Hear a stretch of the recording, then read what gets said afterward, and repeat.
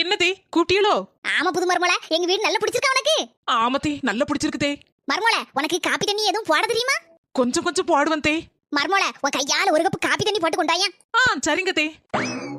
என்ன செல்ல தாயி, உன் புது மருமவா எப்படி இருக்கா? காப்பி தண்ணி போட போயிருக்காக்கா? மருமலை, 3 கப் காப்பி கொண்டா. மருமலை, காப்பி அடிதூள் சூப்பரா இருக்கு. என்ன செல்ல தாயி, பொய்ய சொன்னாலும் பொருந்த சொல்லணும். என்னக்கா சொல்லுதே? உன் புது மருமவா காப்பி தண்ணி போட்டு வந்திருக்காளே, பச்சை தண்ணியில கொஞ்சோண்டு சீனி அள்ளி போட்டு கலக்கி போட்ட மாதிரி இருக்கு. சீனியும் போடல, காப்பி தூளையும் காணல, என்னத்தையே கலக்கி வச்ச மாதிரி இருக்கு. அதான் நல்லா இருக்கு, அப்படி இருக்கு, இப்படி இருக்குன்னு புகழ்ந்துட்டு கிடக்க.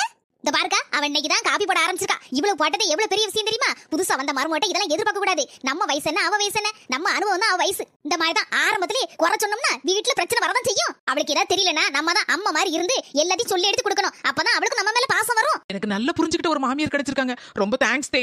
இதே மாதிரி எல்லா மாமியாரும் புரிஞ்சுக்கிட்டா மாமியா மருமக பிரச்சனையே இருக்காது.